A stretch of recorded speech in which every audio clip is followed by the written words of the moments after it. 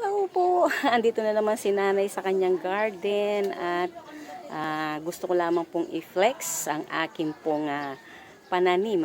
Ilang linggo lang po siya at malaki na po siya. Tingnan po ninyo at tapusin po ninyo ang video na to.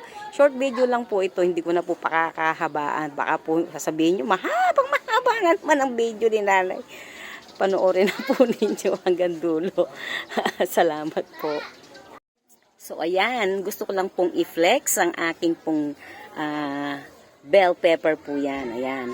Tinanim ko po siya, mga ilang weeks lang po yan. At ayan, may bulaklak na siya. Oh, di ba? Ayan. Pag nagtatanim po kayo ng gulay, halimbawa po, baby po siya.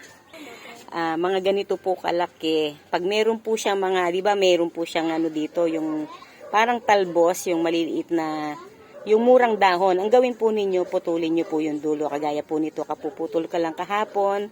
So, ang mangyayari po niyan, ang concentration ng pagtanim ay palapad po, hindi po yung pahabang paganyan. So, ganyan po ang technique po yan ng mga halaman. Kahit ano pong halaman, no?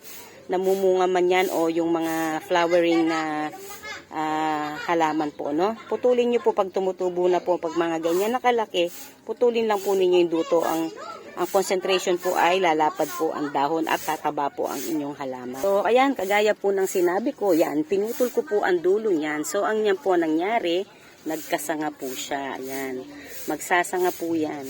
Ganyan po ang style niyan. Ito rin po, ayan, pinutol ko, nagkasanga din po siya dito sa baba. Ayan, kasanga po yan, ayan. Nagkasanga, ayan. So, ganyan po ang gawin ninyo sa mga halaman po ninyo kung gusto po ninyong tumubo po ng maganda at mataba. Ayan. Nakikita niyo po yung mga dahon, napakaganda. Ayan. At saka, alagaan niyo po sila ng tubig dahil mainit po ang panahon ngayon. So, salamat po sa panonood. Sana po may natutunan po kayo sa video na to.